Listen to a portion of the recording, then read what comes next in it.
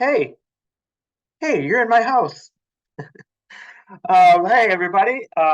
This is a video on how to make an effective PowerPoint presentation. So I'm just going to go over in this video, which is going to be around 20 minutes long, general tips and tricks and strategies for making a visually appealing and not a confusing PowerPoint presentation, uh, only relating to the slides. This is not about how you could speak or use your body language and gestures. I'm only going to focus on the slides themselves in this presentation. Um, and I think that the tips and tricks that I do cover in this presentation are things that you can use in other classes. So I hope that you can find this information useful, not only for my class and our class, but classes you have outside of our classes together. So let us dive right in, and let me share my screen.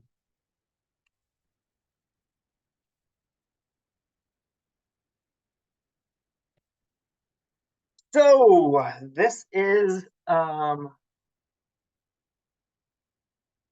a slideshow and a PPT that I'll also provide you, and it's called Creating or Making an Effective PowerPoint Slideshow.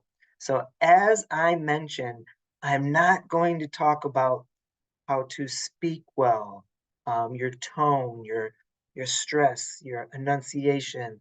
I'm not going to talk about hand gestures and eye contact with the audience. In this video, I'm strictly focusing on the PowerPoint slides themselves. So, and before we start, some of these, maybe a lot of these, are guidelines, not necessarily rules.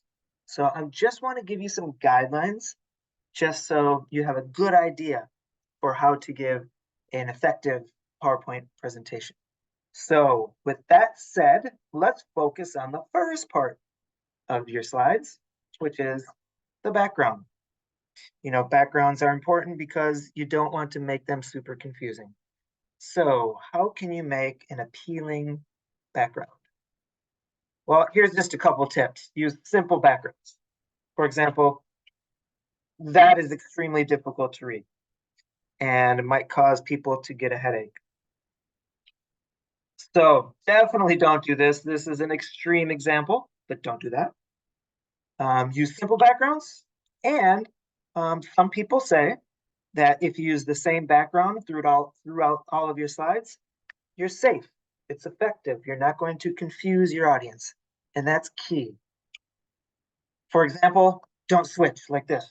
That can be confusing and maybe even visually it can uh, distract people and like that. So try not to do that. Just something simple. Okay, so now what colors should you use in your PowerPoint slideshow? For example, the font or the background. Well, let's take a look.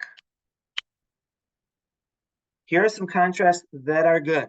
There's kind of two general ones. Use either dark slides with light colored text, for example.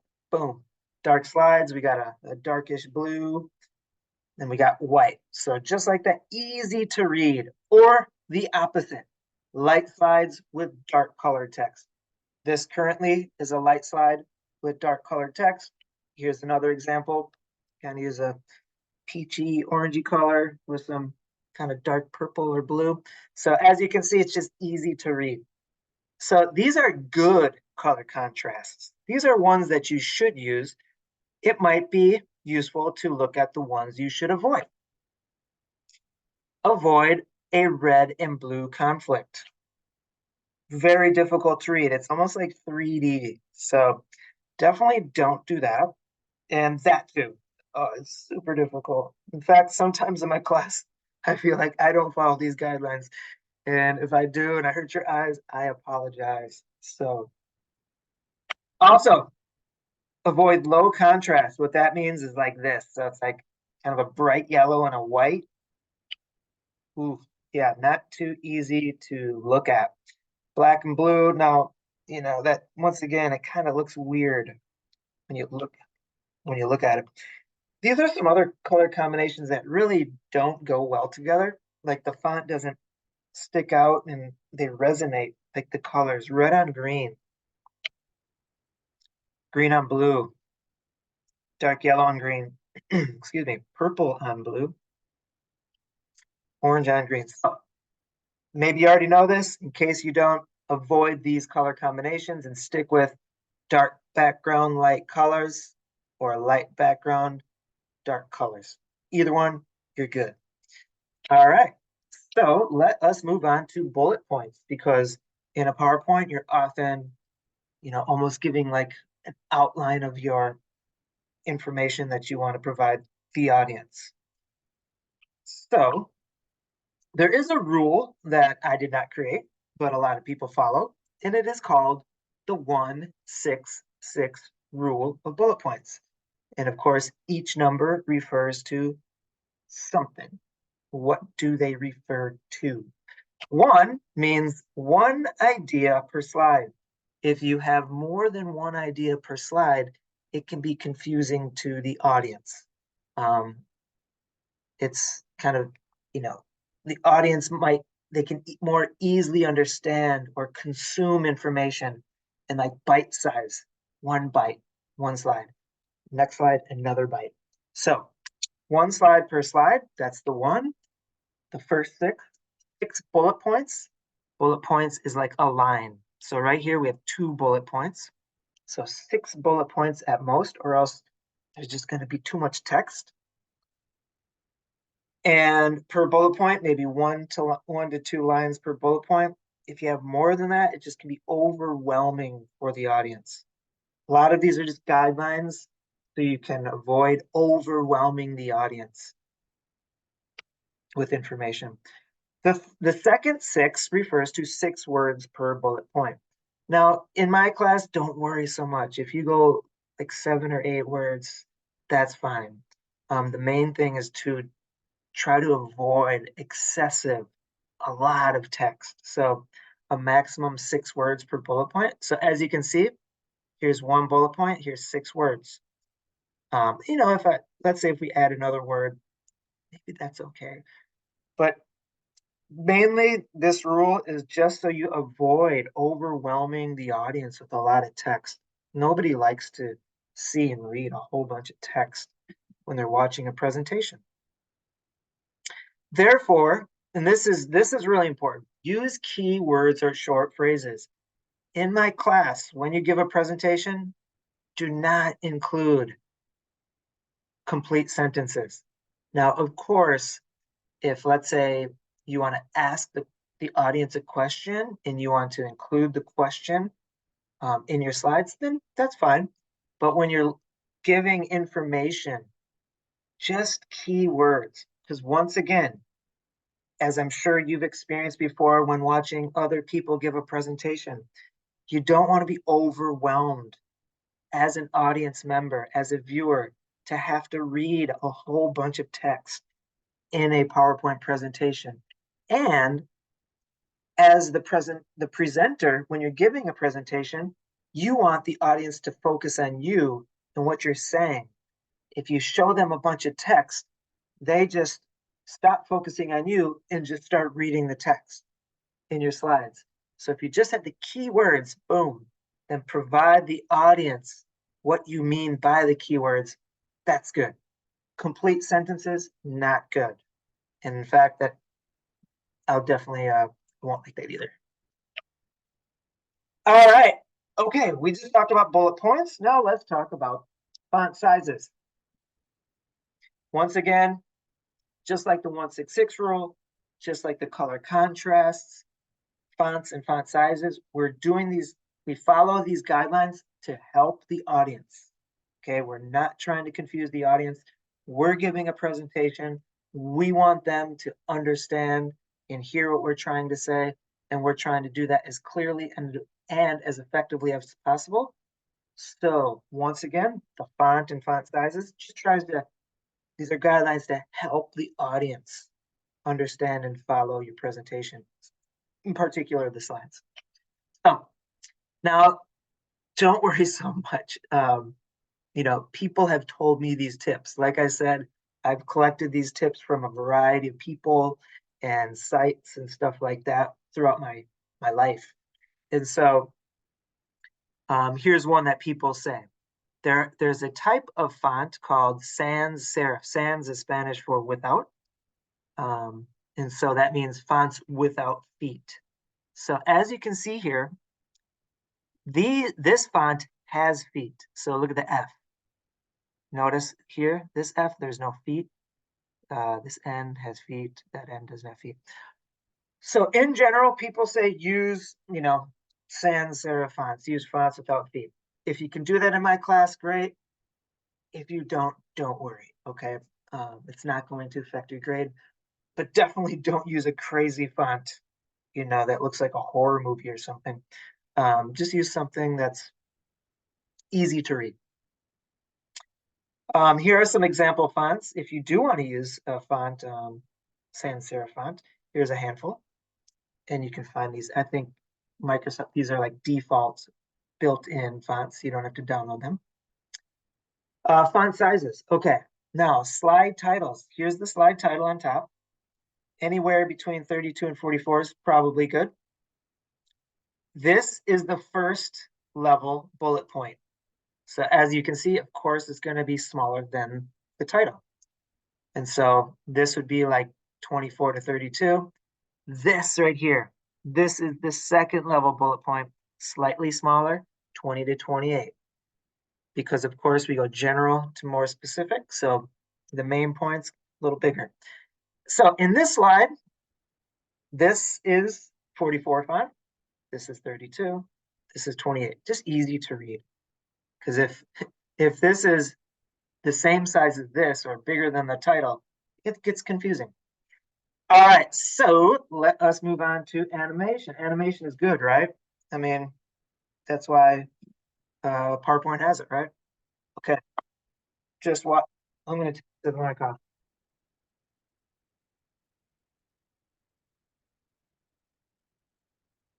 I'm going to go take a nap.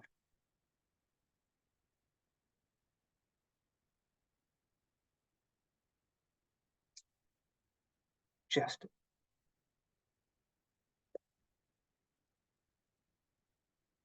don't do this. Okay, sure. The brains behind Microsoft gave us a lot of animation to work with. It doesn't mean you should just use it all at once. So this can be distracting. So it's better to use the same animation, maybe like a nice fade or wipe throughout the entire presentation. If you use a couple different ones, that's fine. Just try not to use really distracting ones. That's key. Yeah, so don't do that. And I think you probably know that. This is an extreme example. All right. So limit the animation, same animation, something simple, not too distracting. If you use a couple, that's fine. But make them, if you do use a couple, make them match each other. Don't use one that's like super flashy and one that's not. So here's a guideline. Just try to limit the animation. Because once again, you're always trying to help the audience follow your slides better, and you don't want to distract them. So that's key. And the audience, of course, is there to listen to you and watch your presentation. They're not trying to like see your skill at using the animation. Oops. Okay. All right, images. Okay, of course, you gotta have some images. There's COVID. So here are some tips. Images, visual aids should outline, explain, support your main points. They should be related to what you're trying to say. They should not be just something completely unrelated to your presentation. Oh, God. Okay, puppies, cute. In this presentation, cute, but not good. So as much as you might want to show the audience something cute or something, avoid it. But gosh darn it, they are so cute. Oh man, if you're ever having a bad day, take a screenshot of this and put it in your phone. All right, so your images, visual aids, it should be directly related to the main points you're making and outline or explain or support them. There needs to be a reason why you're including those images. You shouldn't just randomly choose images just to throw them up on the screen. You need to have a reason. They should help the audience understand your points or support them. Images and visual aids should be simple and clear. The audience shouldn't try to have to think deeply about what they mean, and they should not dominate the presentation. Meaning that you shouldn't just have so many images that it ends up being like a gallery in a museum. And just remember, the images or visual aids, they serve your audience needs to understand your presentation. It's not like you're not trying to be a presenter. So your images should not replace you as the presenter. They should just help you convey your ideas to the audience. Okay, trust me.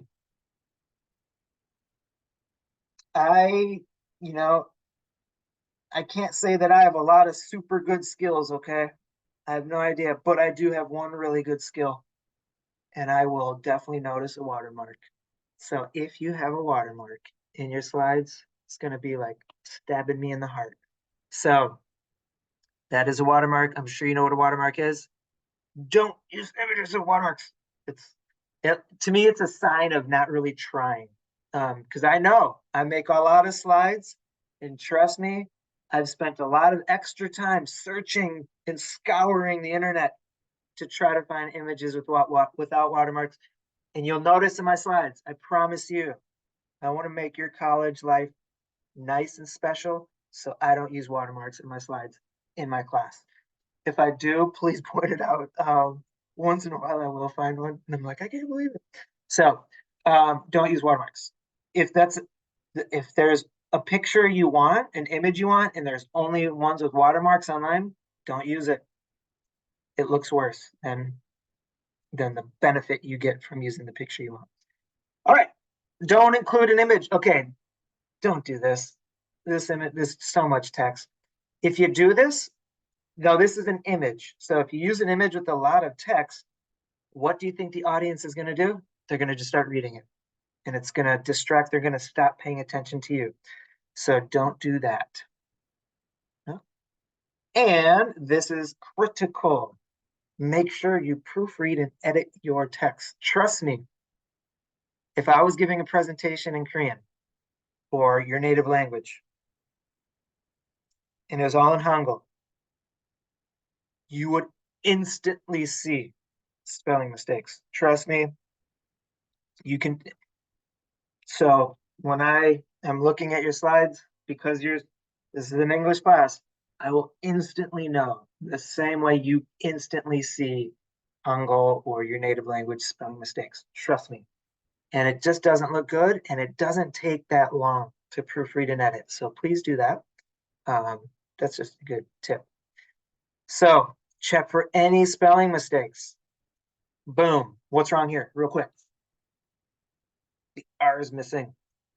Information technology. Look for any capitalization or punctuation errors. I'm happy to be a Soltech student. What's wrong? Okay, we're missing the apostrophe here. And you know what? Actually, I think this T should be capitalized, I think. All right, so proofread. Great language. I love it.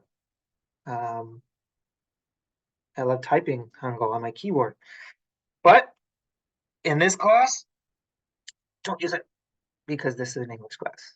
So basically, when you're giving this presentation, your audience members understand English only. That's what you got to assume. So You should not use Hangul because trust me, outside of people who have studied Korean or are Korean, they have no idea what it means. So let's just briefly summarize. Keep bullet points brief, 6-6 rule. And then of course the one idea per slide. So the 1-6-6 rule, use the same background and animation for each slide. Use the same text. Yeah, don't switch text every single slide. Use the same text in appropriate font sizes throughout your slides. Don't use Hangul. Just keep in mind, the audience came to see you. They want to hear you and your ideas. It's not like they just wanted to come and see a bunch of images you just threw in your slideshow. So your slides should be enhancing your presentation. Images should not be the presentation. And again, lastly, edit, proofread your slides. This is not like proofreading a 10-page essay. You're not going to have that much text. And just remember keywords, not complete sentences. So because you only have keywords, it's not like a 10-page essay. It's not like it's going to take that long to proofread, but it's worth it because if you're giving a presentation with spelling mistakes, it looks like you didn't proofread. It looks like you didn't put in the effort. And that can take away from the overall impact of your presentation. Boom, that's it. All right. Well, gosh, it's a shocker. Kind of almost feels like it's back in the Zoom era, back on, I should say the COVID era, back on Zoom. Anyways, I hope you found this useful. And if you have any questions about the information, please ask me. I'm going to also upload the PowerPoint presentation. See you in class.